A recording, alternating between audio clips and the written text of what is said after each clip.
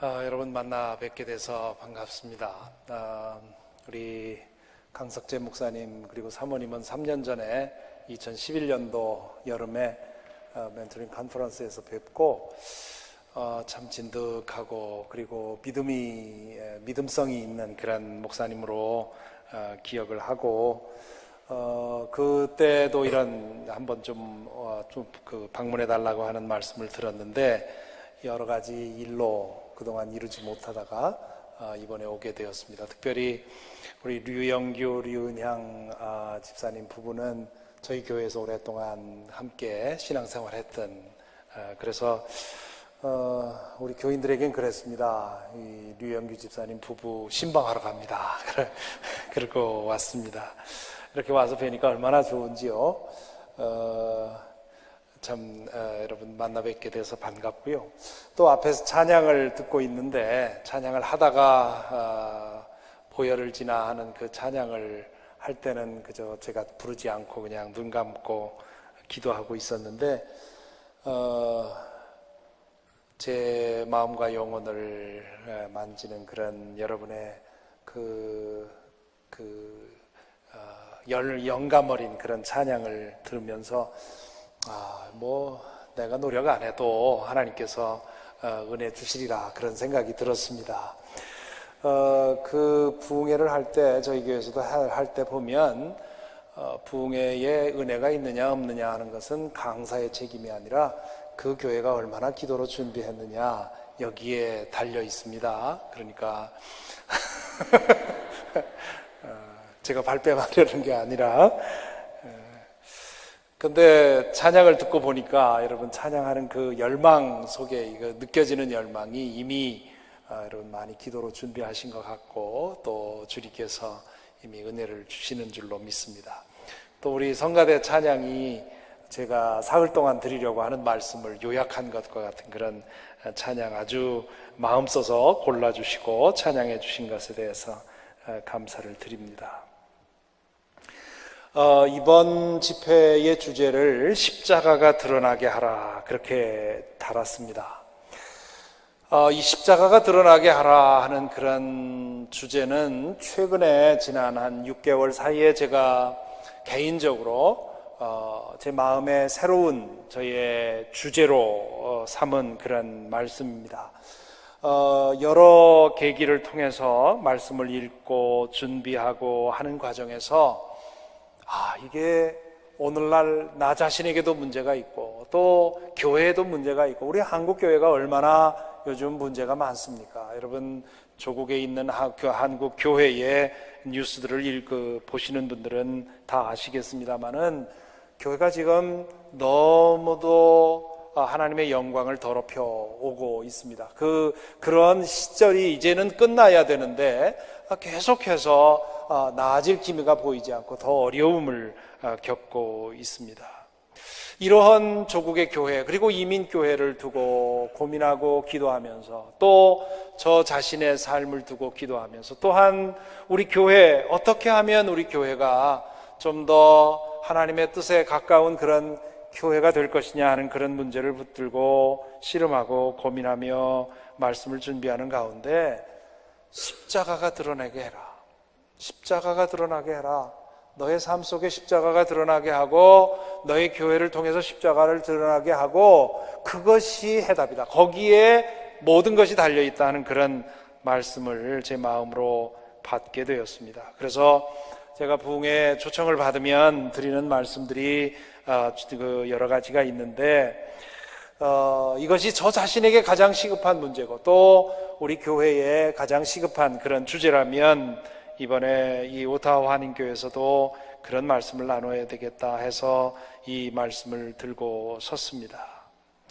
십자가로 돌아가는 것 그리고 십자가가 내 속에서 드러나게 하는 것 이것이 우리 각자가 가진 가장 시급한 문제이고 또한 우리가 정말 신앙생활을 통해서 내가 뭔가를 해결받기를 원한다면 해답이 십자가에 있다 하는 것이지요. 왜 십자가인가? 그건 뭐 더 말할 필요도 없지요. 여러분 여기가 교회임을 드러낼 때 무엇을 드러냅니까? 무엇을 가지고 그 상징을 합니까?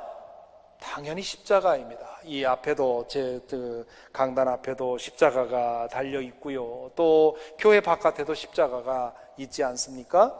십자가를 우리가 내세우는 이유는 그 다른 것도 내세울 수 있는데, 다른 것으로도 드러낼 수 있는데 십자가를 선택한 것이 아니라 십자가가 기독교 복음의 핵심이다. 가장 중요한 핵심이기 때문에 십자가를 그렇게 중요하게 여기는 것이지요. 그런데 십자가가 기독교의 복음의 핵심인데, 그런데 십자가가 제일 어렵습니다. 저 개인적으로도 그렇습니다.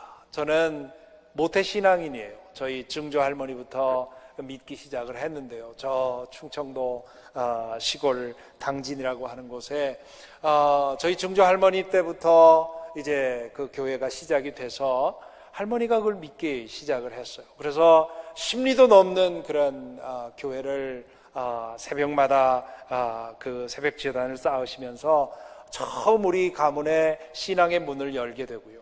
그리고는 할머니가 시집 오고 났을 때 할머니가 이제 시어머니 영향을 받아서 믿게 되고요. 그리고 저희 어머니가 믿게 되고, 그렇게 해서 이제 저희 때에 이르게 되면 남자들도 이제 믿기 시작을 하고, 또 얼마 있다가 저희 아버님 회심하게 되고, 뭐 이런 그 신앙의 그 흐름을 갖고 있는 그런 가정에서 태어났습니다. 그렇기 때문에 어릴 때부터 교회를 떠나본 적이 없습니다. 제가 의식적으로 교회를 빠져본 적은 딱 한 번 있는데요. 초등학교 4학년 때 교회 가는 길목에 학교로 가는 이렇게 그 갈라지는 길목이 있었는데, 거기서 제 친구가 저에게 저를 기다리고 있었어요. 왜 그러냐 그랬더니 오늘 학교에서 축구 시합이 있는데 네가 꼭 필요하다. 그러니 오늘은 교회 가지 말고 축구하러 가자. 제가 뭐 운동을 잘 못하는데요, 축구를 즐기는 것도 아닌데 그날은 왠지 그 말에 솔깃하게 해서 딱 한 번, 그래서 계산하여 가지고 내가 주일학교 끝내고 집에 올 그 시간에 집에 오면 되겠다 싶어서 이제 학교로 갔습니다. 학교에 가서 그 축구 시합을 하다가 이제 이 학교 정문에 있는 시계를 보고는 집에 돌아갈 즈음이 된 것 같아서 이제 집에 돌아가서 교회 갔다 온 것처럼 시침이 뛰고 거짓말을 했지요. 교회 갔다 오신 어머니께서 안색이 바뀌셔서 저를 이제 다그칩니다. 어디 갔다 왔느냐. 저는 제가 교회에서 오는 시간에 맞춰서 오는 줄로만 오면 해결이 되는 줄 알았는데, 교회 갔을 때 저를 지도하시는 주일학교 선생님이 어머니에게 물어본 거지요. 오늘 영봉이가 안 왔다. 어떻게 된 거냐.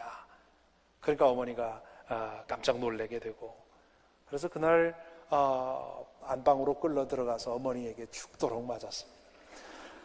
제 그때 막내 동생이 이제 그 기저귀를 차고 있었는데, 그 기저귀로 양손을 묶어놓고 때리기 시작하는데요.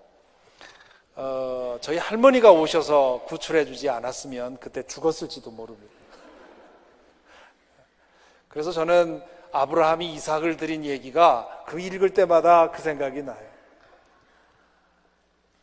그게 저에게 굉장히 큰 트라우마로 남을 뻔했는데, 저희 어머니는 자식들을 위해서라면, 옛날 어머니들 대부분 그러셨지만 당신의 살을 떼어줄 정도로 사랑하신 분입니다. 그래서 그 한 번의 그 트라우마가 저에게 남아 있어서 제가 어머니에게 상처받은 그런 기억이 저를 지배할 수도 있었는데, 그분에게서 받은 그 많은 사랑들이 그걸 다 상쇄하고도 남았습니다. 나중에 철을 들었을 때 그때 기억을 하고 어머니에게 여쭤봤어요. 아니, 어머니 어떻게 그렇게 어린애를 교회 한 번 안 갔다고 그렇게 때리십니까? 잡으셨습니까? 그랬더니 그때 저희 어머니가 매끼 치송해야 되는 식구가 24명이었대요. 대가족에 또 집안 일을 돌보는 분이 있었고 또 하숙하는 분이 있었고 해서 그 냉장고도 없는 그 시골 그 시대에 밭에서 나는 것, 논에서 나는 것으로 매끼 24명의 밥을, 게다가 아침 셋밥, 저녁 오후 셋밥까지 해야 되는 맏며느리의 그 고통이 얼마나 컸겠습니까? 네. 아마 내 쌓인 것을 너한테 풀었나 보다. 미안하다. 그렇게 사과를 하셨어요. 딱 한 번 그 기억밖에는 없어요. 그때 제 마음속에 어머니는 하나님이냐 네 아들이냐 두고 선택하라고 하면 하나님을 선택할 거다. 그런 생각을 했습니다. 내 어머니에게 있어서 하나님이 이렇게 중요한 분이구나 하는 것을 초등학교 4학년 때 알게 됐어요. 물론 그 이전까지 저는 그때까지만 해도 하나님을 저는 그냥 들어안 사람이었어요. 그러다가 중학교 2학년 때 그 주님을 나의 주님으로 영접하게 되고요. 그리고 이제는 나에게서 역시 하나님이 그만한 무게를 가지는 그런 분으로 하나님을 모시고 살아오고 있습니다. 그렇게 어릴 때부터 교회를 다녔고요. 또 어릴 때부터 말씀을 듣고 배우고 살아왔는데 저에게도 가장 어려운 것이 십자가였습니다. 어떻게 2000년 전에 유대 땅에서 죽은 한 청년의 죽음이 지금 내 죄의 문제의 해결책이 될 수 있느냐? 아니, 나만이 아니라 이 세상의 모든 사람들, 과거 사람부터 앞으로 역사가 지속되는 한 지속적으로 나타나될 모든 사람의 죄의 문제의 해결책이 그 단 한 번 유대 땅에서 있었던 십자가를 통해서 이루어진다는 거 도무지 이해가 안 됐습니다. 그래서 하나님에 대해서도 좋고 이해가 될 것 같고 하나님이 세상을 창조하셨다는 것도 받아들일 것 같고 예수님이 하나님의 아들이라는 것도 받아들일 것 같고 다 받아들일 수 있을 것 같은데 이 십자가만 이해가 안 됐어요. 도무지 이해가 안 됐어요. 아마 그것은 여러분도 마찬가지일 것입니다. 마찬가지였을 것입니다.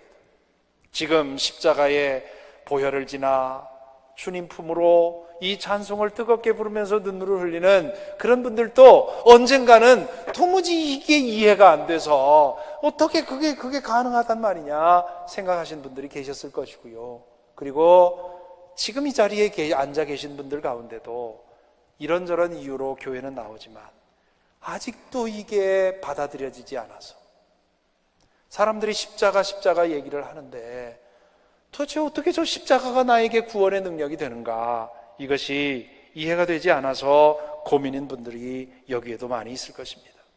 이건 자연 법칙에 어울리는 것이 아닙니다. 자연 법칙으로도 도무지 설명이 되지 않고요. 논리로도 설명이 되지 않고요.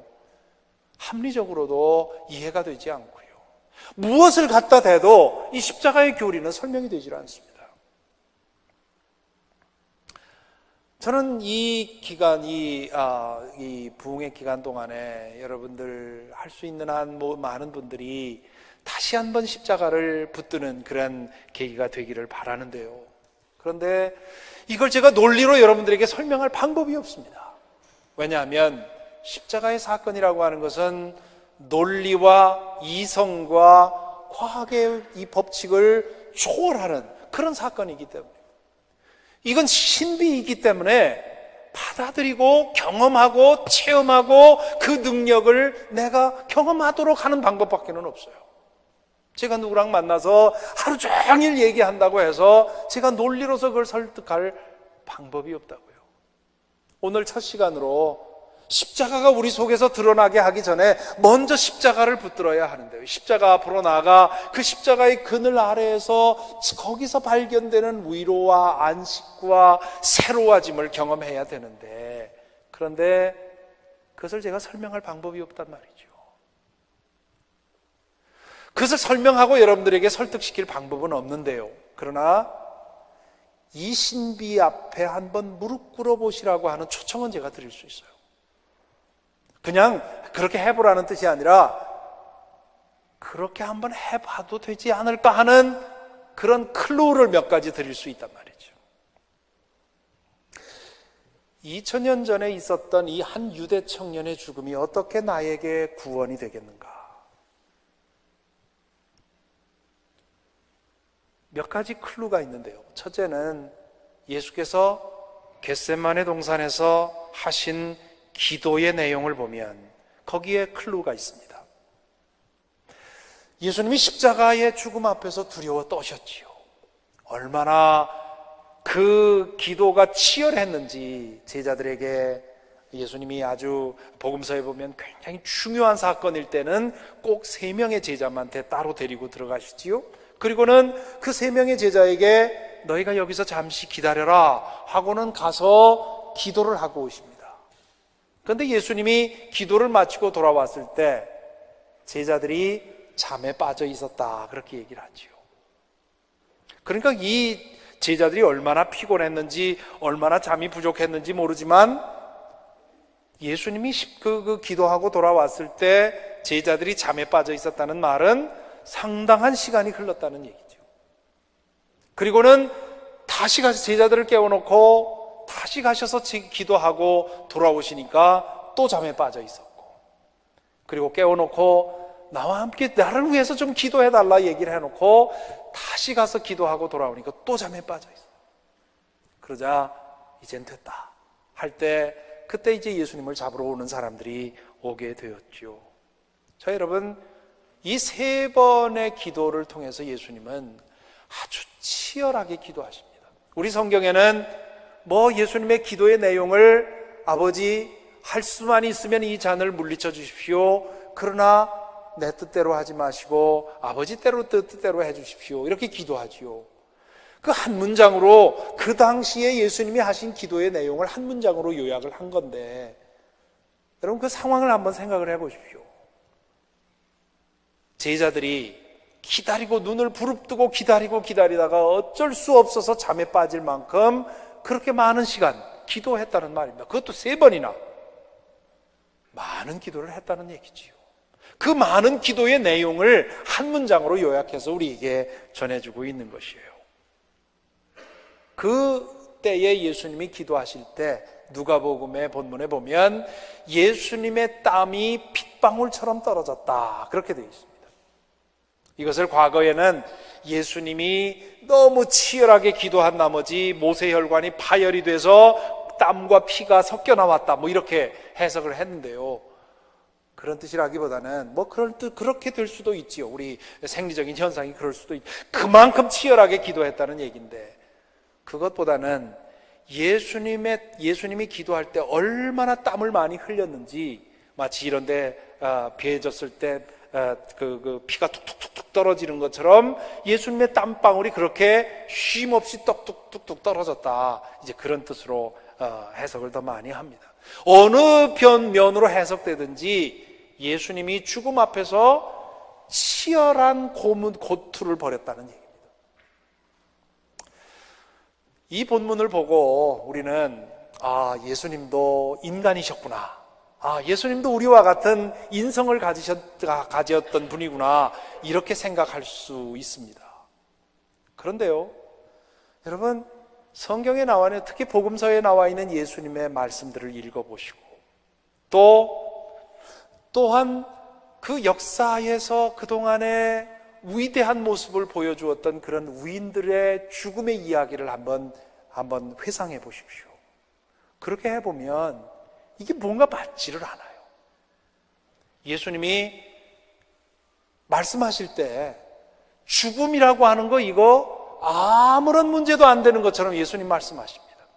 예수님이 예루살렘으로 들어갈 때 몇몇 사람이 와서 주님, 당신을 죽이려는 사람들이 예루살렘에 들끓고 있습니다. 피하십시오. 들어오지 마십시오. 경고하지요. 그때 예수님이 뭐라고 합니까? 예언자가 예루살렘 밖에서 죽는 법이 없다. 걱정하지 마라. 내가 오늘과 내일은 복음을 전하고 사흘째에 내 일을 끝낼 거다 하면서 거침없이 예루살렘으로 들어가셨다고요. 그랬던 분이 또 뭐라고 하셨습니까? 죽음에 대해서 말하면서 너희의 목숨을 해칠 수 있는 사람 두려워하지 말고 몸과 영혼을 모두 지옥에 던지를 그분을 두려워하라고 말씀을 하셨어요.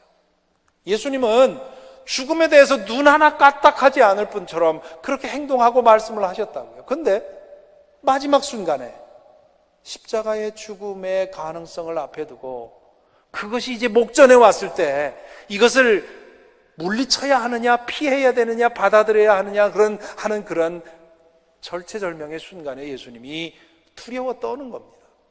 두려워 떨어도 이게 보통 심하게 떠오는 것이 아니에요. 이 잔을 나에게서 옮겨주실 수 있으면 제발 내가 마시지 않게 해주십시오. 그렇게 기도하지요. 자, 그렇다면 우리는 여기서 이 두려움이 뭔가 다른 것이라고 하는 생각을 해야 되는 거예요. 예수님이 만일에 자기 자신의 개인적인 죽음을 죽었다면 소크라테스처럼 혹은 우리 역사에 나오는 사람들처럼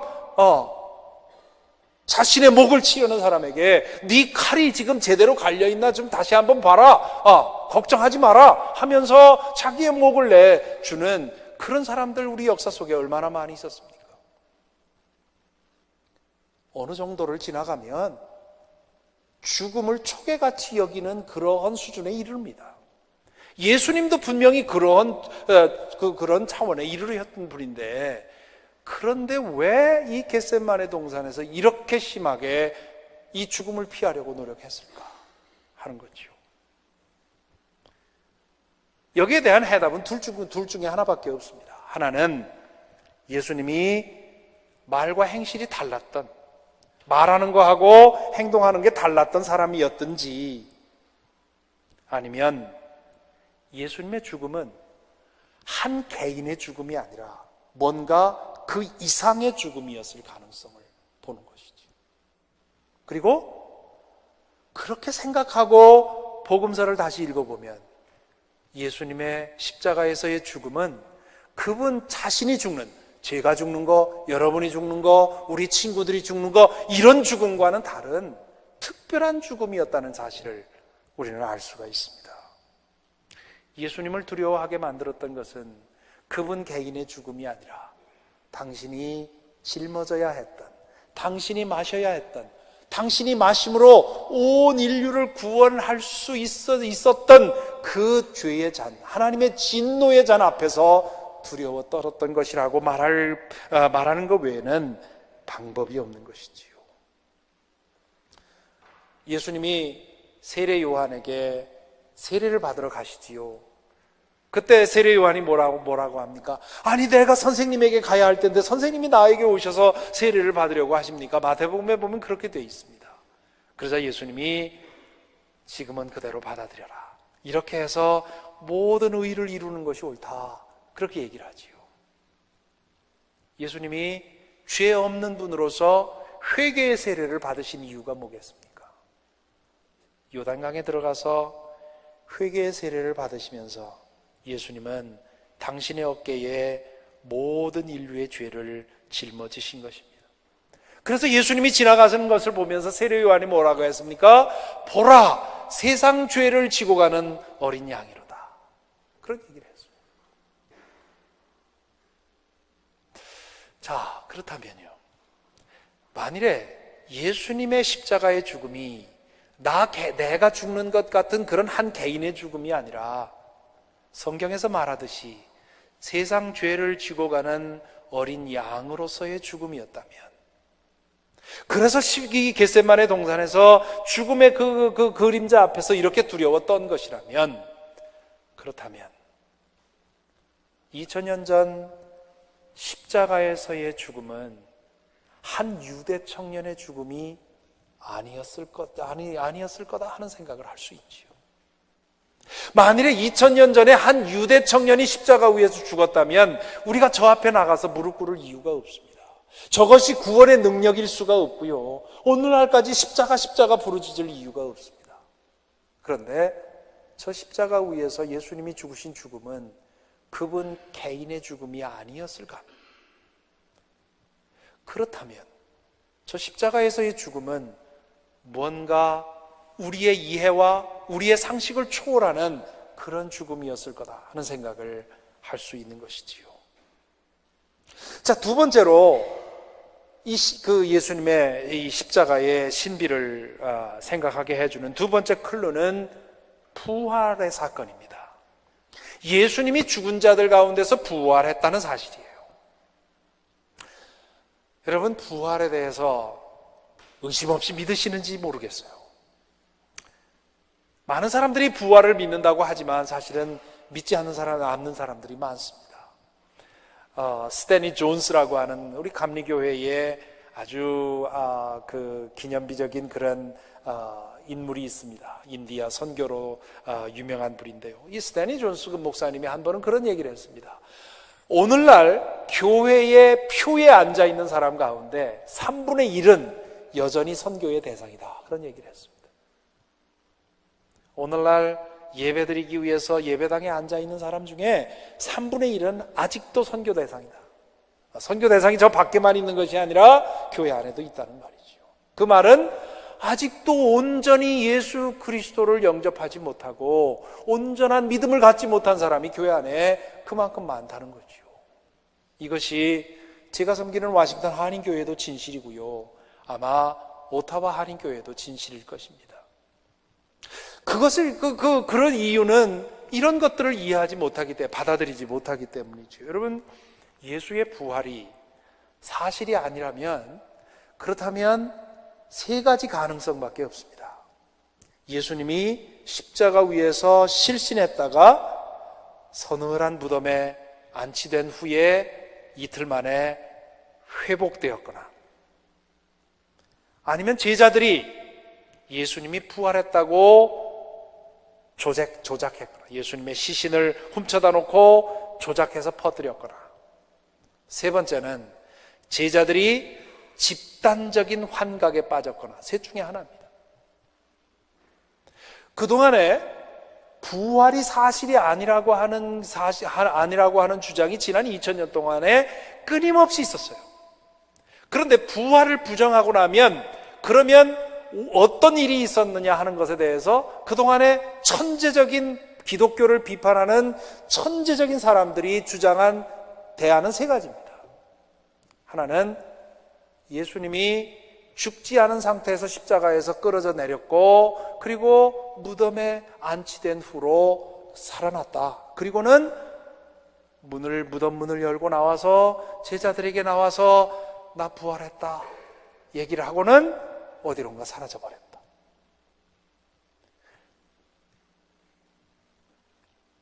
여러분, 납득이 되시나요? 그럴 것 같은가요? 어린애들이나 할 수 있는 그런 말처럼 들리지 않아요? 그런데 이런 주장을 탁월한 PhD 학자들이 하고 있습니다. 이게 왜 이해가 되지 않느냐 하면, 그럴 수 없는 이유가, 여러분, 예수님이 십자가 위에서 어마어마한 그 맥시멈 스트렝스의 그 고통을 당하면서 정신 이상이 걸리지 않았다면, 복음서를 읽어보십시오. 산상설교 같은 걸 읽어보십시오. 예수님이 얼마나 대단한 영감과 지혜를 가지셨던 분이에요. 그분이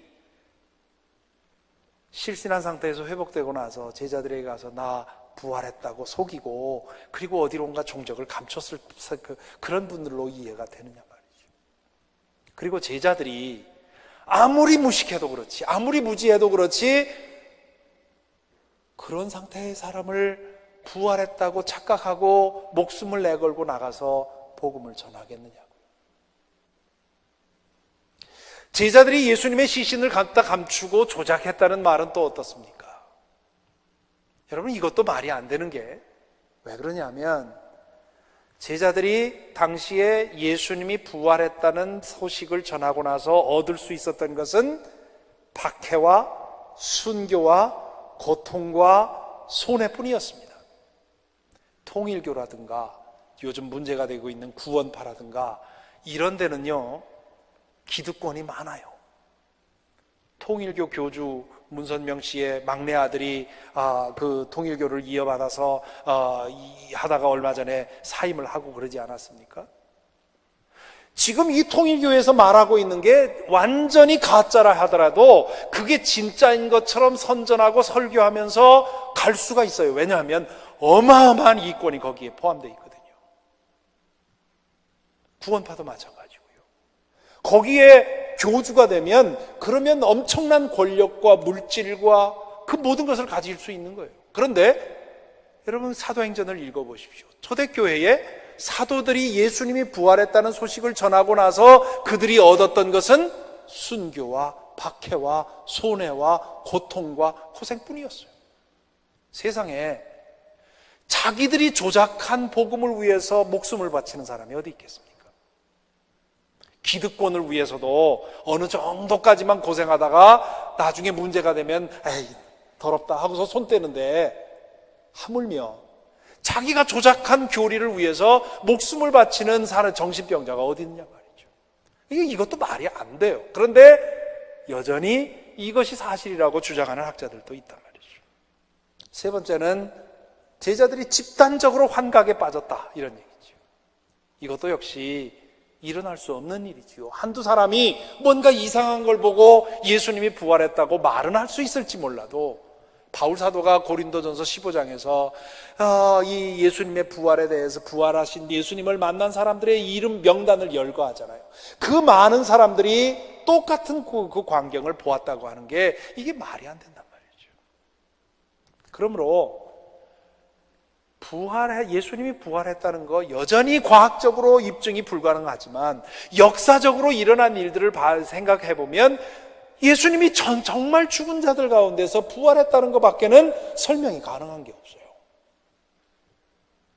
그렇다면 예수님이 부활했다면 그게 무슨 뜻입니까? 여러 가지 뜻이 있어요. 예수님이 부활했다는 사실은 하나님이 아직도 살아 역사하고 계신다는 뜻입니다. 당신의 나라를 위해서 모든 것을 바치고 죽음을 당한 당신의 아들을 하나님이 결국 무덤 가운데서 끌어내셨다. 하나님은 지금도 살아계시다. 그런 뜻이 되고요. 하나님의 활동 방식은 우리의 경험과 추측과 이성을 초월하는 것이다. 이런 뜻도 되고요. 그리고 가장 중요한 것은 예수님은 단순한 인간이 아니었다는 거죠. 바울 사도가 예수님을 부활의 첫 열매가 됐다고 하는데, 예수님은 단순한 인간이 아니라 특별한 인간으로서 하나님으로부터 부름받은, 하나님으로부터 보냄받은 그런 분이라는 것이지요. 자, 그렇다면 그분이 십자가 위에서 죽었기 때문에 그 십자가가 특별할 수 있다는 것이지요.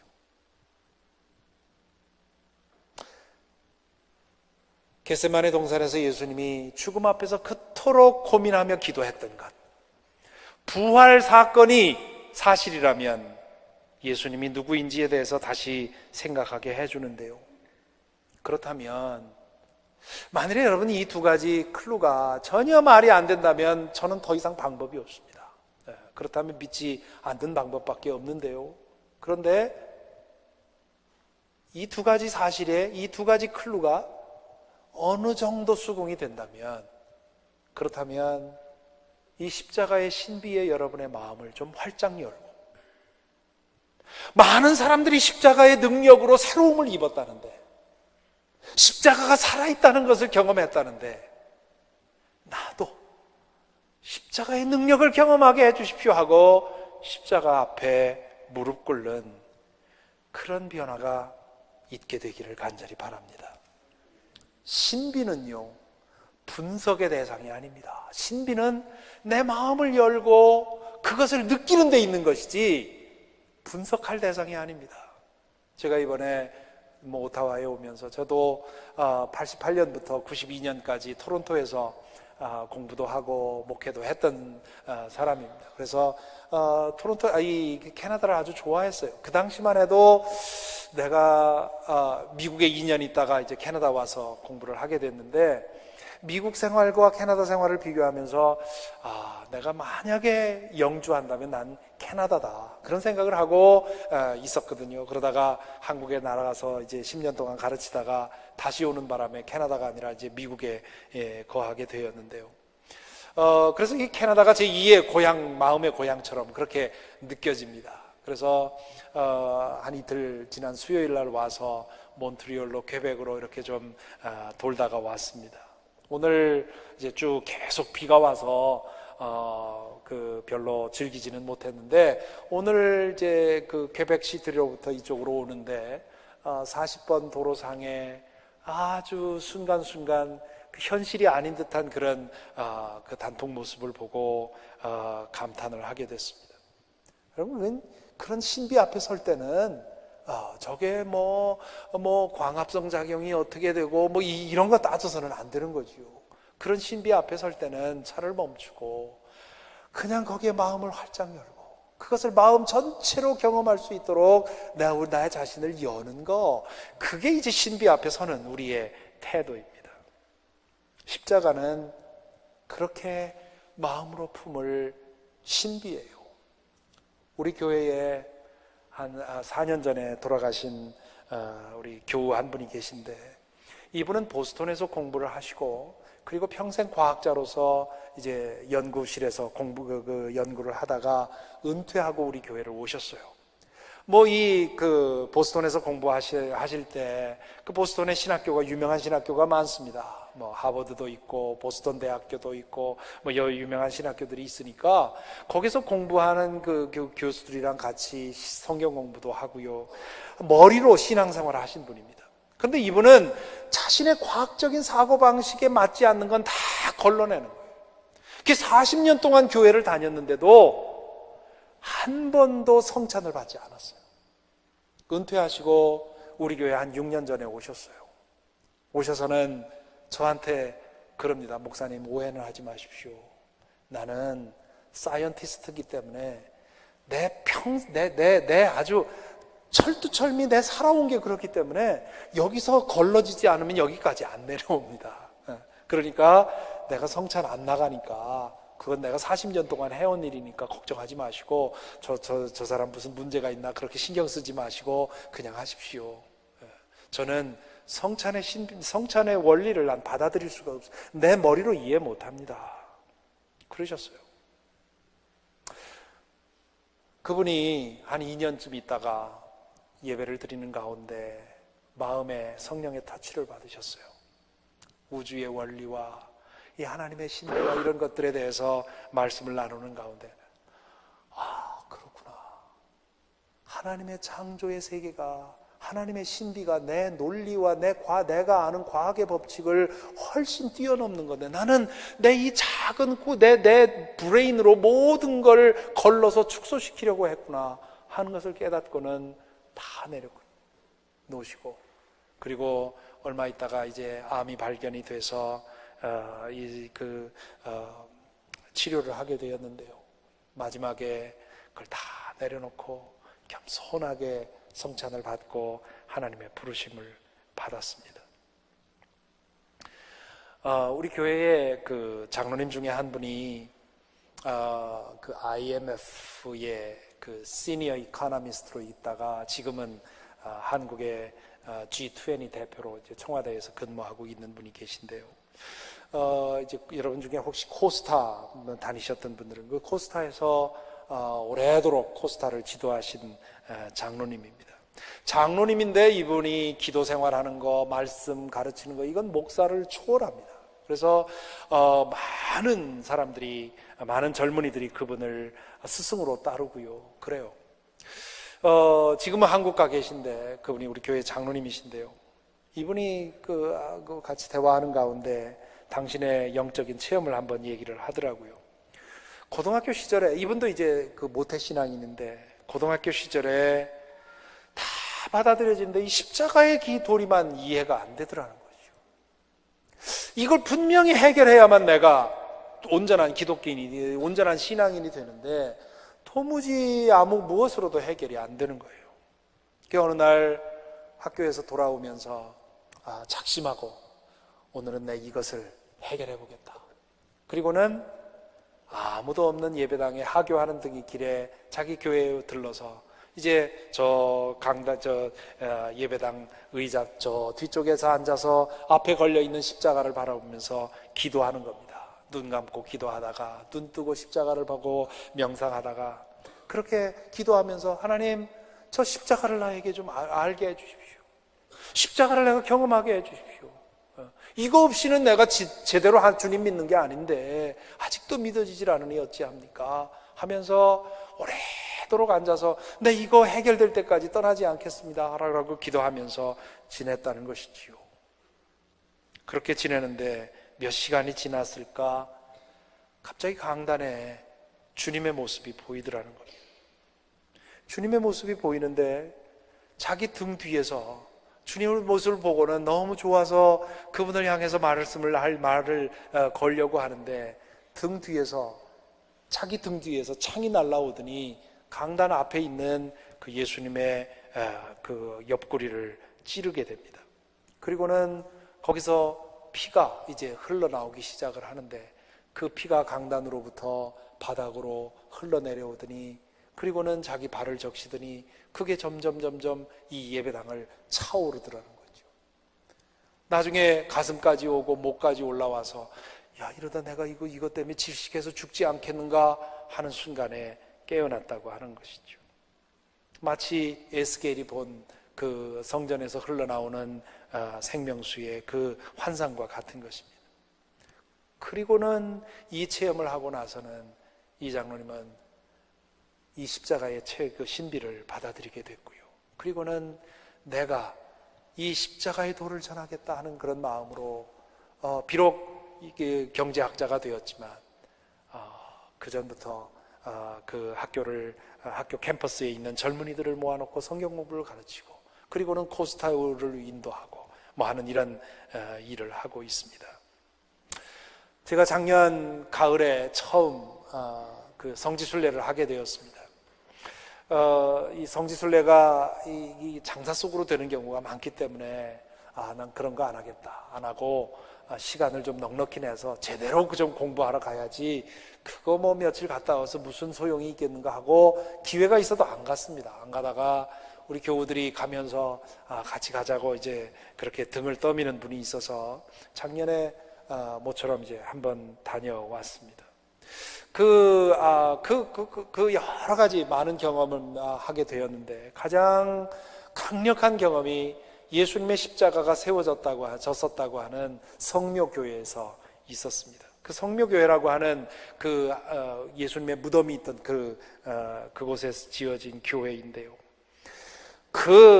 여기가 십자가가 있었던 자리다, 거기가 실제로 십자가가 있었던 자리인지 그거는 아무도 모르는 일이지요. 그렇지만 그곳이 골고다였다고 하는 사실은 상당히 역사적으로 믿을만 합니다. 그러니까 여기 어디선가에서 예수님이 2000년 전에 십자가에 달려 돌아가셨다는 사실을 느끼는 순간 거기 서 있을 수가 없었어요. 사람들이 그냥 가득 차 있었는데, 요만한 공간에 가득 차 있었는데 도저히 그대로 있을 수가 없어서 그 자리에 무릎 꿇고 기도하게 되었습니다.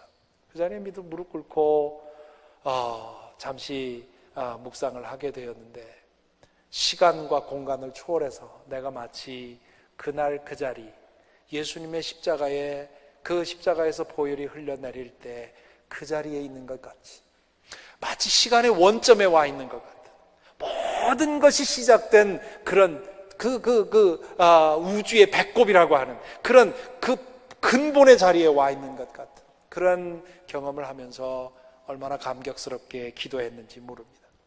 기도가 끝나고 나서, 이제 그 여정이 끝나고 나서 이제 미국으로 올 때 이제 책을 좀 읽다가 영화를 좀 보고 싶어서 이번에 갔다 온 이 경험과 맞는 영화가 뭐가 있을까 하고 쭉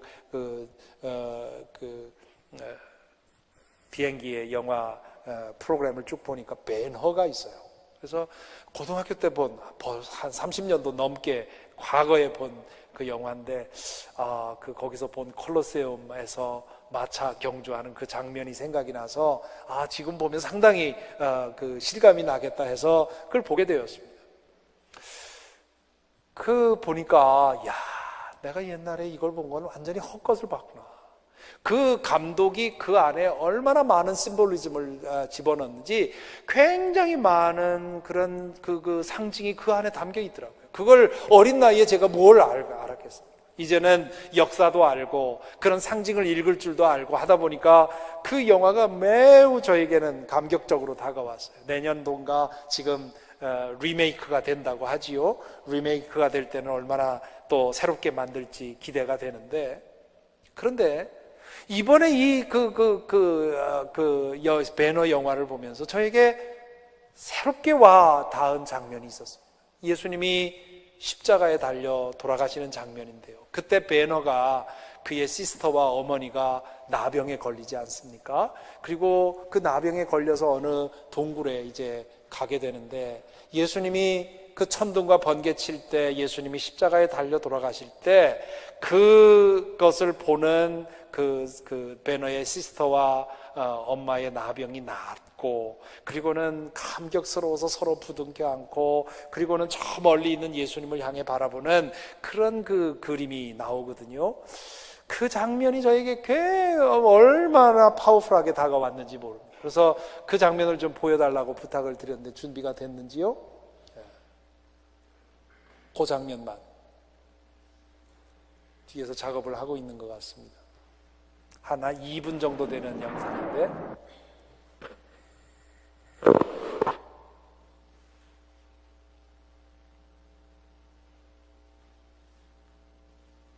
네.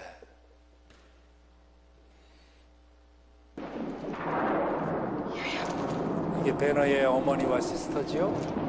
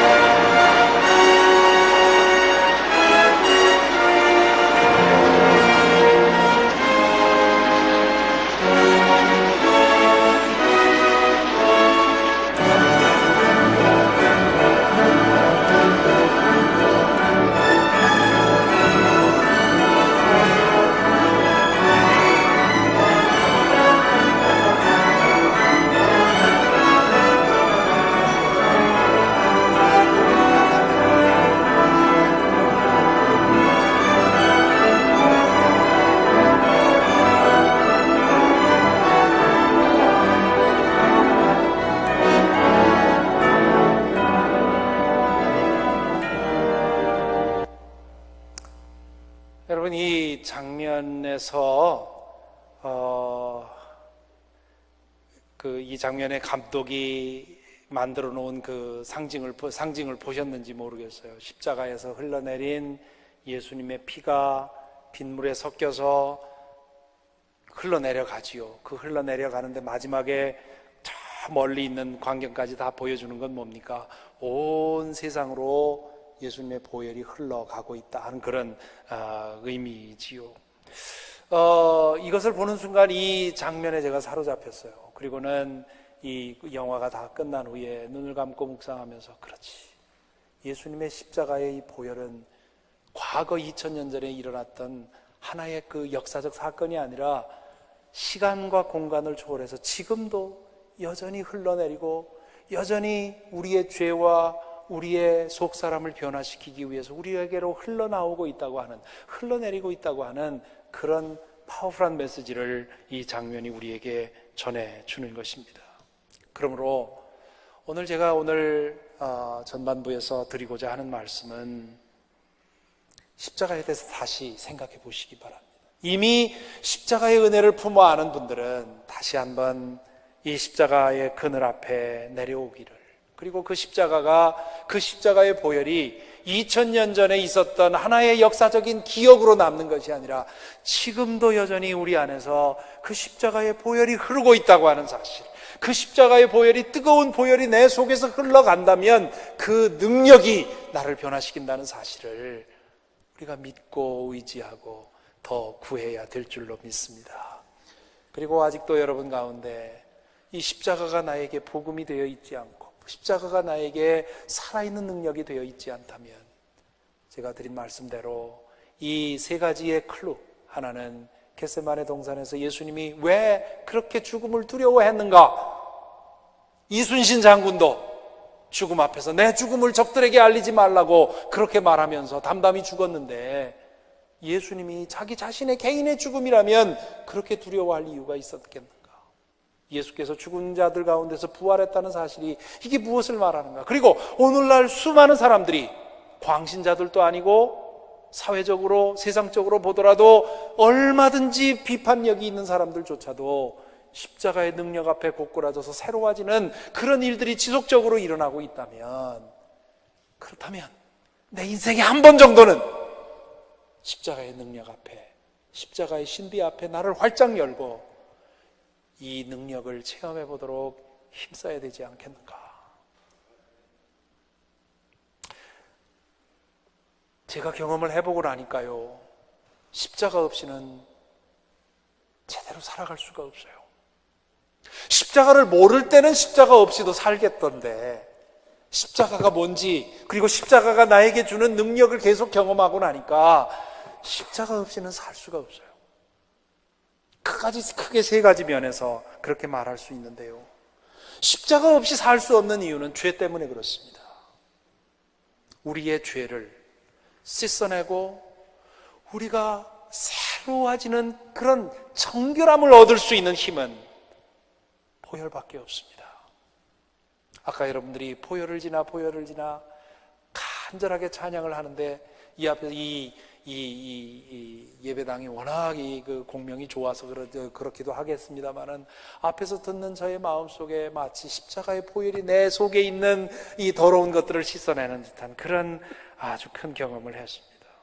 보혈은 지금도 우리에게 흘러 들어오고 있습니다. 그 우리의 마음을 열고 그 보혈을 받아들일 때, 그 보혈은 모든 죄를 말끔히 씻어내고요, 우리의 영혼을 맑게 만듭니다. 여러분, 이 세상에 무엇으로 이런 경험을 할 수 있습니까? 기가 막히게 멋지게 아름다운 그런 콘서트를 보고, 오페라를 보고, 음악회를 보고 이런 경험을 하겠습니까? 잘 만들어진 그런 영화를 보고 그런 경험을 하겠습니까? 우리의 영혼이 하나님 앞에 순결하게 씻겨지는 경험은 보혈의 경험밖에 없습니다. 문제는 우리가 우리 자신을 죄인으로 인정하지 못하는 데 있습니다.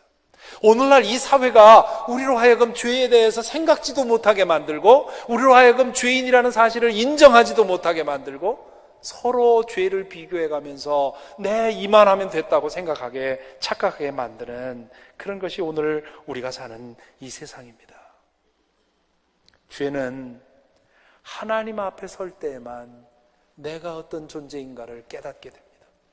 그리고 하나님 앞에 하나님의 그 절대 거룩의 빛에 거울에 비추어 본 내 자신의 더러움을 보고 그것을 씻어낼 수 있는 것은 십자가의 그늘 앞에 있을 때에만 우리는 그 십자가의 능력으로 씻어낼 수 있습니다. 이사야가 그랬고요, 베드로가 그랬고요. 우리가 주님을 진실로 만나는 순간 누구에게나 일어나는 경험이 바로 죄성에 대한 자각입니다. 성령께서 우리의 마음을 만지실 때 가장 먼저 오는 자각이 바로 내가 죄인이구나, 이 죄로 인해서 나는 죽었구나, 나는 지금 심판받아 죽어도 아무 할 말이 없구나 라는 사실을 자각하는 거예요. 그냥 알게 되는 거예요. 이 깨끗한 거울 앞에서 내 모습을 보고는 그냥 내가 얼마나 더러운지를 알게 되듯이 하나님 앞에서 그렇게 알게 되는 거예요. 이것이 바로 성령의 convicting grace, 우리를 convict하는, 성령께서 우리 마음을 치실 때 우리가 깨닫게 되는, 그래서 이만하면 제대로 살지 않았는가? 이만하면 그래도 나는 이 정도면 괜찮지 않는가라고 스스로 자위하고 위로했던 그것이 깨끗이 무너져 버리는 그러한 죄성의 자각, 그리고 그 죄의 해결의 문제를 우리는 십자가 앞에서 받게 되는 것입니다. 십자가의 보혈이 우리 속에 움직일 때, 우리는 우리를 얽어매고 있던 죄의 굴레로부터 해방이 되고요. 그리고 그 이후에도 그 우리의 끊임없이 더러워지는 그런 우리의 영혼을 씻어낼 수 있는 것이 바로 십자가의 능력밖에 없다는 것. 십자가의 능력으로 이렇게 씻김 받고 나면, 그런 경험을 자주 하다 보면 이런 경험 못하는 사람들은 어떻게 살 수 있는지, 그 갑갑해서 어떻게 사는지, 그냥 그게 그러려니 하고 사는 거지요. 사실은 그렇게는 살 수 없어요. 답답해서 살 수 없고요, 컬컬해서 살 수가 없고요, 무언가 침침해서 살 수가 없고요, 뭔가 이렇게 뭔가 찰싹 달라붙지 않는 내 삶의 모습인 것 같아서 그렇게는 살 수 없는 거예요. 그렇기 때문에 끊임없이 십자가에 나 앞에 나와서 내 영혼을 맑게 하고 씻기고 새로워지고 거듭나고 하는 것이지요. 그렇기 때문에 십자가 없이는 살 수 없겠더라고요. 두 번째, 우리가 십자가 없이 살 수 없는 이유는 우리의 이 자아 때문입니다. 우리 인간의 가장 집요하고 가장 강력한 적은 자아입니다. 내가 나라고 생각하는 그 존재가 바로 우리에게 있어서 최고의 적입니다. 자아, 내가 나라고 생각하는 것, 그것은, 그리고 지금 내 삶에서 나의 주인 역할 하는 것, 그거 한번 여러분 생각을 해보십시오. 그게 어떻게 만들어졌나? 그게 태어나면서 나에게 저절로 따라온 게 아닙니다. 태어나고 자라면서 부모님과의 관계, 형제 자매와의 관계, 이웃과의 관계, 친구들과의 관계, 학교에서의 스승과의 관계 등등 여러 관계를 통해서 일그러지고 찌그러지고 해서 만들어진 것이 내가 나라고 생각하는 그 나입니다. 헨리 나우엔 신부는 이 자아를 형성하는 데 있어서 가장 큰 영향을 미치는 것이 상처라고 하지요. 그렇기 때문에 우리가 어떤 사람을 제대로 이해하려면 그 사람의 상처를 이해해야 돼요. 그 사람이 가장 큰 상처가 뭔가? 자라면서 부모에게 받은 상처, 시블링에게 받은 상처, 혹은 학교에서 받은 상처 등등, 그 사람의 내면에 가장 큰 임팩트를 준 그 상처를 이해하는 것이 그 사람을 이해하는 데 가장 중요한 요소라고 하죠. 그래서 저는 이 결혼 준비 위해서 신랑 신부 상담할 때 꼭 그런 얘기를 합니다. 당신들의 과거 얘기를 많이 서로 좀 나누라고. 내 배우자가 어떤 관계 속에서, 어떤 상태 속에서 어떤 어려움을 겪고 살았는지를 아는 것은 매우 중요합니다. 문제는 우리가 끝까지 그것이 나 진짜 나는 줄 알고 착각하고 사는데 문제가 있습니다. 어떤 사람은 실제 자기 모습과는 비교할 수 없이 커져버린 자아를 가지고 그 자아를 버티고 지키기 위해서 사는 사람들이 있지요. 자라면서 승승장구한 사람들, 이런 사람들 자아는 굉장히 큽니다.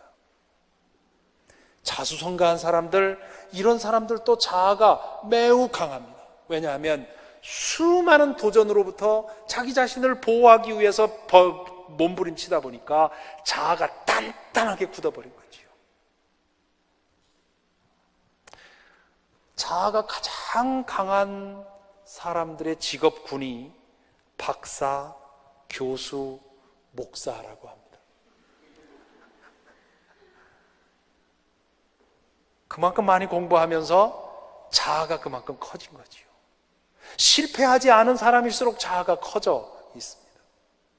그래서 이런 사람들이랑 같이 일하기가 제일 어렵다고 해요. 저는 박사이면서 교수이면서 목사인 사람들과 10년 동안 일했습니다. 신학교에서 일하면서. 그러니 제가 얼마나 힘들었겠습니까? 저도 또 누구에겐가 힘들게 했겠지요. 목사가 자아가 강한 사람이 되지 말아야 하는데 목사도 자아가 강한 사람인가 사는 경우가 많습니다. 왜냐하면 믿음을 통해서 자아를 해결받지 못하고 오히려 믿음을 통해서 자아를 강화시키는 목사님들이 있어요. 그렇게 되면 자아가 더 강해집니다. 정치인들, 이런 사람들이 자아가 엄청나게 강하지. 사람들과 만나면 자기 얘기밖에 안 합니다. 누구 얘기 들을 줄을 몰라요. 2시간이고 3시간이고 자기 얘기야. 반면에 실제와는 비교도 할 수 없이 작아진 자아를 가지고 사는 사람들이 있어요. 실패를 많이 한 사람들. 그런 사람들은 실패를 거듭하면서 자아가 자꾸 일그러지는 거죠. 그래서 원래 우리가 가져야 할 그런 셀프 에스팀만큼도 가지지 못하고 아주 찌그러진 일그러진 자아감을 가지고 패배감을 가지고 살아가게 되는 것입니다. 이 자아에 해방되지 못한 사람들은 자기가 가지고 있는 무엇인가를 자기의 자아와 연결시켜서 그걸 보호하려고 합니다. 공부 잘하는 사람들은 자기의 학업 성적을 자기의 자아와 동일하게 생각을 하지요. 그렇기 때문에 성적에 무슨 문제가 생기면 갑자기 자아가 와르르 무너져 버리죠. 어떤 사람은 학위를, 어떤 사람은 체면을, 어떤 사람은 연주를 자기의 자아와 연결시킵니다. 그래서 그런 사람들이 있지요. 만나기만 하면 내가 누구도 알고 누구도 알고 누구도 알고 누구도 알고. 예? 그 사람들 지금 한국에서 잘 나가고 있고, 내가 전화 한 번만 하면 만나. 명함에다가 수없는 앞뒤로 꽉 가득히 타이틀 달고 다니는 사람, 이런 사람들이 그게 자기의 자아입니다. 그것이 무너지면 자기의 자아도 무너진다고 생각하기 때문에 한 줄이라도 더 만드는 거죠. 직함을 하나라도 더 만들고. 그것이 망가지면, 그것에 손상을 입으면 자기의 자아도 손상을 입은 거라고 생각해요. 자식이 자아인 사람들, 자아의 자식이 조금만 잘못되면 와르르 무너지고, 누가 자기 자식에 대해서 조금만 나쁜 말 하면 잠을 못 자고. 왜 그렇습니까? 걔가 내 자아이기 때문에 그래요. 그 전에 제가 저희 교회에서 아주 고생했던 적이 한 번 있습니다. 어느 아주 이게 자세하게 말하기는 좀 그렇고요. 아주 탁월한 분이에요. 의사고 미국의 아주 유명한 의대 교수이고, 그런데 이분이 그 악기를 잘 다룹니다. 그래서 실제로 그 악기를 전공한 사람보다 더 잘 다뤄요. 얘기를 들어보면 자기 의학 연구하는 거 외에는 이 악기 연습, 집에서 악기 연습만 한다고 그래요. 이제 종종 예배 시간에 악기로 헌금송을 이제 하고 하는데, 그런데 가끔 일부에 저희 일부 예배가 8시인데요. 8시 예배는 아주 조용합니다. 근데 거기서 그 테너 색소폰으로 가끔 그 헌금 찬송을 하는 거예요. 다른 색소폰 같으면 조금 더 그 분위기에 맞는데 아주 그 피치가 높은 그 악기로 헌금송을 해서 아주 사람들이 굉장히 바더를 당하는 거예요. 조용히 이렇게 명상하러 나왔는데, 그러니까. 그래서 제가 한 번은 그분한테 정중하게 메일을 보냈어요. 그래서 2부 예배, 3부 예배는 괜찮은데 1부 예배는 다른 악기는 좋습니다만은 그 피치가 높은 그 악기는 좀 삼가해 주셨으면 좋겠습니다. 그랬다가 그 일로 인해서 제가 한 달 동안 그분이랑 수없는 메일을 주고받으면서 고생을 했어요. 나중에 알고 보니까 이분이 그 피치 높은 악기를 불지 말아달라는 얘기를 자기 자신에 대한 어택으로 여기고는 저에게 그러니까 거기에 대해서 반대를 하더니 나중에는 저에 대한 어택으로까지 가면서 엄청나게 저를 그 공격을 하더라고요.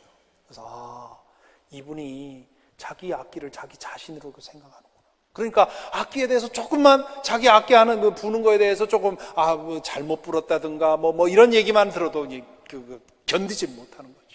어마어마한 그 자아가 있는데 그분이 엄청나게 성공한 분이었기 때문에 어마어마하게 자아가 큰데 그 자아를 조금만 찔러도 팍 튀는 거죠. 그러니까 내 자아가 무엇에 연결되어 있나 하는 걸 알아보려면요, 여러분이 제일 자존심 상해하는 이 일이 무언가 한번 생각해 보면 거기에 드러나요. 내 외모를 누가 뭐라고 하면 제일 왜 그렇게 웃으세요? 누구 생각나세요? 그러면 그 자아가 거기 연결된 거예요. 이것과 내 자아가 분리되면, 그러면 누가 거기에 대해서 뭐라 해도 대충 오케이 받아들일 수 있는 거예요. 그런데 이게 너무 어태치가 되니까 그게 곧 나 자신에 대한 공격으로 이해가 되는 것이지요. 목사님들이 제일 견디기 힘들어하는 게 설교에 대한 비판이죠. 그렇죠? 네. 왜냐하면 설교가 자기 자아라고 생각을 하는 거예요. 네. 내 자아와 모아를 관계시켜서 그것에 집착하면 이런 문제가 되는 거예요. 생기는 것이지요. 십자가 앞에 나오면요, 십자가는 우리의 자아를 해결시켜 줄 수 있는 가장 강력한 힘입니다. 자아를 죽이는 것은 마치 자살하는 것과 같아요. 내가 내 의지로 나 자신을 죽일 수 있는지 아세요? 굉장히 어렵습니다. 여러분, 자기 자신을 자해해서 자살을 하는 사람은 그건 정말 보통 사람 아니에요. 그런 사람들은 대개 미수에 그치지요. 동맥을 끊는다든가 이런. 혹시 여러분 가운데 이런 자살 문제로 해서 가족에 어려움이 있는 분들이 있다면 양해하시고 들으시기 바랍니다. 예. 그래서 왜 자살하려는 사람들이 어떻게 합니까? 자기 자신의 의지로는 자기 자신을 아프게 할 수가, 죽을 만큼 아프게 할 수가 없어요. 제가 이 체하면 잘 따거든요. 엄지 손톱 따는 걸 아주 어릴 때부터 제가 배워와서 잘해요. 우리 아이들 이제 체하면 약 안 먹이고 거의 따는 거로 하거든요. 근데 제가 체했을 때는 제 스스로 못 따요. 여러 번 찌르는데 피는 안 난단 말이에요. 피가 나올 정도로 쿡 찔러야 되는데 내 살은 그렇게 못 찔러요. 내 아들 거는 푹 찔러도. 그게 우리 인간이란 말이에요. 그러니까 자살하는 경우는 대개 다른 것에 도움을 받죠. 약의 도움을 받는다든가 어디서 뛰어내리든가 이렇게 해서 단순간에 내 의지를 굴복시켜서 일을 해결하지, 나를 죽을 만큼 나 자신을 이렇게 할 일본 사무라이 같은 사람들 외에는, 그렇게 훈련된 사람들 외에는 그럴 사람 없어요. 우리 자아도 마찬가지입니다. 우리의 의지력으로 우리의 자아를 해결할 방법이 없어요. 우리의 자아를 해결해 줄 수 있는 분에게 의지해야 해요. 그것을 해결해 줄 수 있는 분이 바로 십자가의 능력입니다. 로마서 6장 3절에서 4절에 보면, 우리는 예수 그리스도와 함께 세례 받음으로써 예수 그리스도와 함께 옛사람을 십자가에 못 박고 그리고 다시 살아났다, 그렇게 얘기를 합니다.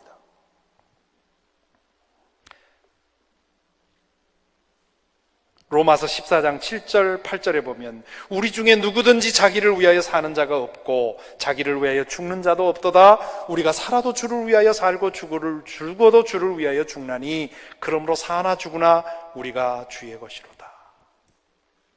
로마서 6장 11절에 보면, 이와 같이 너희도 너희 자신을 죄에 대해서는 죽은 자요 그리스도 예수 안에서 하나님께 대하여는 살아있는 자로 여길지어다.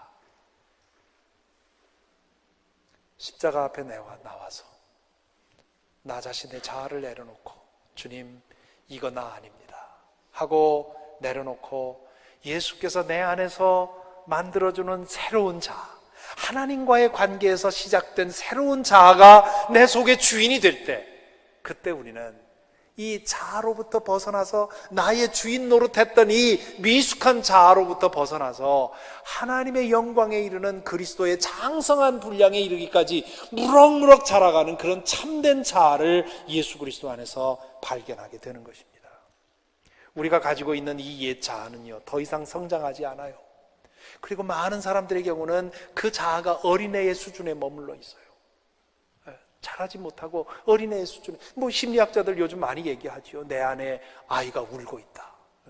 내 자아가 어릴 적에 그냥 그 상태로 머물러 있어서 응석 부리고 그러는 거예요. 그래서 50, 60된 그런 장성한 남편이 때때로 어린애같이 구는 이유가 뭐예요? 속에 있는 그 자아가 불거져 나와서 주인 노릇하는 거죠. 이 자아를 청산하고 그리스도 안에서 우리가 새로운 자아로 거듭나면 그 자아는 그리스도의 장성한 분량에까지 한없이 자라가게 돼요. 그리고 이렇게 나의 옛 자아, 거짓된 자아로부터 해방되고 나면 남들이 나의 학위에 대해서, 나의 지식에 대해서, 나의 외모에 대해서, 나의 뭐에 대해서 이러쿵저러쿵 말하는 거 하등의 바득거리가 되지 않습니다. 왜냐? 나는 그 나가 아니기 때문에. 나는 예수 그리스도 안에서 새로운 존재로 지어졌기 때문에. 그렇기 때문에 바울 사도가 뭐라고 했습니까? 나는 예수 그리스도의 십자가만 자랑하겠다. 그런 얘기를 했습니다. 바울에게 자랑할 게 얼마나 많았습니까? 그의 학문도 자랑할 게 있었고요, 가문도 자랑할 게 있었고요, 자랑할 게 많았습니다. 그러나 나는 이 모든 것을 다 똥처럼 여겼다, 배설물처럼 여겼다 얘기를 하고, 내 자랑할 것은 오직 그리스도 십자가밖에 없다. 왜냐하면 십자가 안에서 내가 진짜 나 자신을 발견했기 때문에, 하나님께서 어떤 상황과 관계없이 나를 사랑하시는 그 하나님의 사랑을 발견했기 때문에 이 세상이 모두 다 나를 무시해도 하나님 혼자 나를 붙드신다면 That's okay. If He is with me, I'm okay. 이것이 바울의 고백이었다고요. 이 자아가 십자가 위에서 내가 내 자아를 한 번 못 받고 나면, 그러면 영원히 사라졌으면 좋겠는데 그렇지 않거든요. 늘 다시 고개를 내밀고 내 주인의 노릇, 주인 자리를 다시 회복할 길이 없나 자꾸만 고개를 쳐드는데, 그렇기 때문에 우리는 십자가 앞에 나가는 거죠. 끊임없이 십자가 앞에 나가서 매일같이 나의 자아를 내려놓고, 나의 자아는 죽었습니다, 주님 내 안에서 주인으로 살아주십시오. 오늘 하루도 나의 삶의 주인이 되어주십시오. 내 운전석에 있는 이 어린아이 같은 이 자아를 집어찌고 밀어내고, 주님 내 삶의, 오늘 또 내 삶의 운전대를 잡아주십시오 하고 주님께 나 자신을 내어드리는 것, 이게 십자가 밑에서 우리가 하는 일이지요. 이것을 경험하고 나니까 십자가를 모르는 사람들, 어떻게 이 어린아이 같은 믿을 수 없는, 예측할 수 없는, 자기 자신도 만족할 수 없는 그 자아를 붙들고 평생 살아가는지 너무도 그게 안타까워 보이지요. 마지막으로 십자가 없이는 진정한 안식이 없기 때문에 십자가 없이는 살 수가 없습니다. 성경에서 말하는 안식은 그냥 쉬는 게 아닙니다. 쉬는 게 아니라 내 모든 것이 온전한 상태로 돌아가는 것, 그게 안식이거든요. 어떤 분은, 여러분 중에 어떤 분은 일이 여러 가지가 있고 생활이 어려워서 하루도 쉬지 못하고 일하는 분들 많이 계실 것입니다. 그런데 그렇게 일을 스탑하고 잠시 휴식을 갖는 것, 그것이 성경이 말하는 안식이 아니라, 성경이 말하는 안식은 우리 마음에 있는 죄의 유혹, 끊임없이 나를 붙들고 흔드는 죄의 유혹으로부터 벗어나는 것, 우리 속에 나를 쉬지 못하게 흔드는 욕망, 야망, 이런 것들을 잠재우는 것, 무엇인가를 더 가지려고 발버둥치는 이런 마음으로부터 벗어나는 것, 다른 사람 잘 되는 걸 보고 축복하지 못하고 시기하는 이런 마음으로부터 벗어나는 것, 누구로부터 인정받고 싶은 그런 목마름으로 몸부림치는 것, 이런 것으로부터 벗어나는 것, 누구에게로부터 상처받고 누구로부터 아픔당하는 이런 것으로부터 벗어나는 것, 근원적으로 내 뭔가 불안한 이 모든 불안으로부터 벗어나는 것, 그래서 어떤 일이 나에게 생겨도 I'm okay, 이러한 내면의 평안을 가지는 것, 이것이 안식입니다. 여러분, 이 안식은요, 십자가 아래서만 얻을 수 있습니다. 왜냐하면 이 근원적인 불안, 나로 하여금 누군가로부터 인정받게 하려고 하고 뭔가를 더 가지려고 하고 뭔가를 더 힘쓰게 하고 계속해서 내 안에 쉬지 못하고 내 마음이 움직이게 하는 이유가 뭐냐면 근본적인 하나님으로부터 내가 분리되어 있기 때문에 그렇습니다. 하나님이 자리해야 할 공간에 다른 것으로 그것을 채워 넣으려고 하다 보니까 늘 무언가 만족이 안 되고 불안하고 이거 평안이 없는 것이죠. 십자가 안에 나아가면 바로 이 창조주와 하나가 되고요. 그리고 내 필요한 것이 바로 이 십자가 아래에 있다는 것을 알게 되고요. 그리고 하나님 나와 있다면, 나와 함께 한다면 아무것도 나에게 문제되지 않는다는 사실을 깨닫게 되는 것이지요. 그래서 예수님이 뭐라고 했습니까? 마태복음 11장에서 수고하고 무거운 짐진 사람들아 다 내게로 오라. 수고하고 무거운 짐진 사람들아 다 내게로 오라. 왜 수고하고 무거운 짐진 사람이에요? 일 많이 해서요? 돈 버느라고 고생해서요? 그게 아닙니다. 내면의 영혼의 불안 때문에, 그 내면의 영혼의 불안을 해결하기 위해서 이 종교로 저 종교로 이 교사한테 저 선생한테 돌아다녀 봐도 결국 채우지 못하고 그 무엇으로도 채울 수 없는 내면의 불안을 가지고 고통당하는 사람이여 나에게 와라. 내가 진정한 안식을 주겠다 말하고 있는 것입니다. 십자가 아래에서 내가 무릎 꿇고 십자가를 바라볼 때마다 모든 것이 나에게 다 이루어졌음을 알게 됩니다. 내가 인정받고 싶은 욕망이 있었는데 그것도 하나님으로부터 이미 인정받았다. 너는 내 사랑하는 딸이고 너는 내 사랑하는 아들이다. 이 인정을 하는 십자가 아래서 받거든요. 십자가 아래 가면 내가 원했던 모든 것들이 거기 있는 것을 알게 됩니다. 영원한 것들이 나에게 주어져 있는 것을 알게 되죠. 그렇기 때문에 그 안에서 우리는 근원적인 불안을 치료받고, 그리고는 이제는 무언가 채워지지 않아서 더 채우기 위해서 힘쓰며 일하는 삶이 아니라 이미 채워진 마음으로, 기쁨으로, 즐거움으로 일하는. 여러분 오늘 이 자리에 왜 나오셨습니까? 오늘 하루 종일 무슨 목적으로 여러분 일하셨습니까? 여러분 오늘 저녁에 돌아가서 이 가족들과 함께 지낼 텐데 어떤 마음으로 그런 일들을 하십니까? 뭔가 채워지지 않는 갈증 때문에 그것을 채우기 위한 몸부림으로 일하고 그것을 채우기 위한 몸부림으로 나와서 찬양하고 봉사하고 이러는 사람들 얼마나 많은지 모릅니다. 아까 말씀드렸지만 목회하면서도 여전히 자아가 채워지지 않아서 그것을 채우기 위한 목적으로 목회하는 사람들도 얼마나 많은지 모릅니다. 십자가 아래서 그대가 원하는 모든 것들이 하나님 안에서 나에게 주어져 있다는 것을 발견해야 돼요. 그걸 알아야 돼요.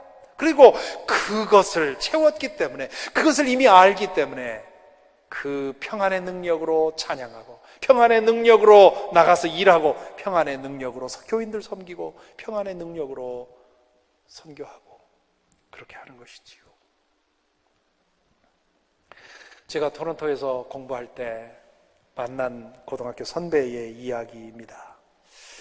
그분은 저보다 벌써 한 10여 년 선배니까요. 지금 한 80도 넘으셨겠죠. 거의 한 20년 선배입니다. 지금 고등학교 선배인데 그분이 서울의 아주 좋은 대학교에서 상과대학을 졸업하고 그리고는 토론토로 공부를 하러 온 겁니다. 와가지고 마스터 과정을 마치고 나서 PhD를 하고 고국에 가서 교수를 할까 뭐 그런 생각을 하다가는 여기서 영주하자 그런 생각을 하고는 공부를 스탑하고는 가게를 오픈하게 되고 그리고는 아주 부지런히 일해서 가게를 키우게 됐고 그래서 좋은 집도 사고요. 그리고 좋은 차도 사고 상당히 많은 돈도 벌고 해서 아주 든든한 자리를 잡게 되었습니다. 그리고는 한 30년쯤 지나서 1980년대 후반에 제가 88년부터 92년에 있었으니까 이분이 한 30년 만에 처음으로 이제 한국을 방문한 겁니다. 한국을 방문하면서 이분의 생각은 이제 동창들 만나가지고 캐나다에서 성공한 걸 보여주려고 돈 두둑히 가지고 이제 한국을 간 거예요. 근데 아주 좋은 대학교에 상과대학을 나왔으니까 그 동기들이 50대쯤, 50대 중반 뭐 이렇게 된 거예요. 가서 나왔다고 친구들을 부르니까 친구들이 그 벌써 30년 전과 30년 후에 한국이 얼마나 달라졌습니까? 그분이 유학 나올 때 한국은 정말 못 사는 곳이었고 엄청나게 어려운 곳이었는데 이제 1990년, 80년대 후반에 들어가서 그 친구들을 만나니까 이 친구들이 대단한 기업의 중역 자리에 모두 앉고요. 돈을 쓰는데 이게 자신은 상상할 수 없는 돈을 쓰는 거예요. 친구들 모아놓고 야 우리 캐나다에서 우리 동창이 왔다 니들 모여라 하고는 서로 앞을 다투어가면서 돈을 쓰고 뭐 대접하고 하는데 이건 뭐 기사들이 나와서 촥촥 해주지요. 어디 가면 무슨 모세의 기적이 일어나는지 직원들이 쫙 갈라져 가지고 인사하지요. 한 달 동안 한국 방문하고 와서 이분이 6개월 동안 두문 불 줄 알고 가게가 어찌됐든 뭐가 어찌됐든 완전히 우울증에 빠져서요. 이 선배가 아무에게도 소식을 안 받고 전화도 안 받고 그냥 두문 불 줄 한 거예요. 나중에 겨우 수습하고 나와서 하는 얘기가 미치겠더라고요. 나는 30년 동안 허송세월 한 것 같아가지고 내가 조그만 세상 속에서 얼마나 나 혼자 성공했다고 생각하고 착각했는지 가서 그걸 보고는 친구들을 보고는 완전히 뒤집어졌다는 거죠. 인생을 헛살은 것 같고 가게가 그렇게 밉더래요. 저놈의 것 때문에 내가 내 인생 저게 망쳤다고. 여러분 이게 자아에 사로잡힌 사람의 결국 가는 모습입니다.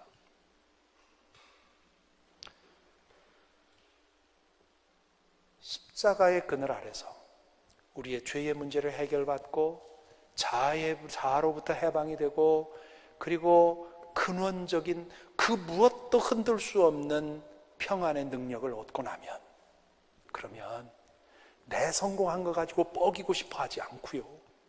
다른 사람 성공했다고 뻐기는 거 보고 주눅들지 않고요. 아이고 헛된 거 갖고 저렇게 자랑하는구나 생각하면서 불쌍해하고요. 그런 거 가지고 일희일비하지 않고 영원한 것 바라보면서 오늘 나에게 주어진 길 기쁘게 갈 수 있는 거예요. 이게 믿음의 능력이라고요. 믿음의 능력이 다른 사람보다 더 하나님의 능력을 끌어들여서 더 많은 돈 벌고 더 큰 집 갖고 더 비싼 차 몰고 자식들 더 잘 되고 이게 믿음의 능력이 아니라 믿음의 능력이라고 하는 것은 이렇게 십자가의 능력 아래서 내가 거듭나고 영원한 약속을 받고 내 안에 충만한 것을 얻어서 세속적인 것, 세상적인 것으로 인해서 흔들리지 않고 매일매일 우리에게 주어진 능력을 가지고 살아가는 것, 이것이 십자가의 길입니다. 여러분 이 비밀이 십자가에 있어요. 그러므로 십자가를 품으십시다. 십자가의 그늘 앞으로 나오시기 바랍니다. 십자가에도 여러분 자신을 활짝 열어놓고 그 십자가의 능력이 나를 변화시킬 수 있도록 해보십시오. 십자가의 그 뜨거운 피가 아까 보여드린 그 이미지를 상상해 보십시오. 지금도 갈보리 그 골고다 선상에서 흘러내리는 그 뜨거운 피가 내 안에 들어와서 나를 변화시켜 주시기를, 내 성품을, 내 혈기를, 내 옛 습관을 변화시켜 주시기를, 그리고 이 보잘것없는 자아에 붙들려서 그거 붙들고 그것 때문에 일이 일비하면서 천전긍긍하면서 잠 못 자면서 울그락불그락하면서 싸워가면서 살아왔던 나의 이 불쌍한 생활을 청산하고 예수 그리스도 안에서 나에게 주신 새 자아를 안고 나에게 주어진 것이 초막이든 궁궐이든 상관없이 주님의 은혜 안에서 나에게 주어진 마지막 숨을 쉬는 그 순간까지 주님과 함께 동행하는 저와 여러분이 되기를 간절히 기원합니다. 기도하겠습니다.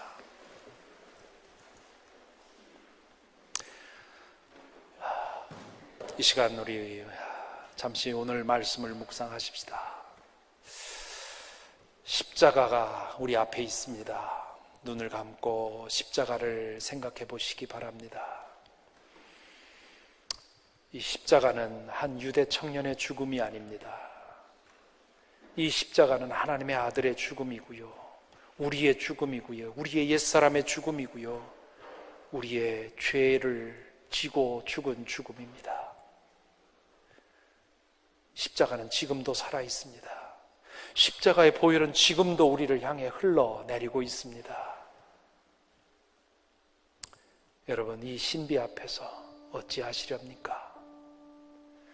이 시간 우리 간절히 구하십시다. 주님, 나로 하여금 십자가를 알게 하옵소서, 십자가를 품게 하옵소서, 십자가의 능력, 십자가의 신비를 맛보게 하여 주옵소서, 십자가의 능력으로 변화되게 하옵소서, 십자가의 능력으로 나의 죄의 문제를 해결받고 나의 영혼이 씻음받게 하시고, 십자가의 보혈의 능력으로 나의 옛사람으로부터 벗어나게 하시고, 십자가 아래서 모든 것이 이루어져 있음을 알게 하시고 그 능력으로 살아가게 하옵소서.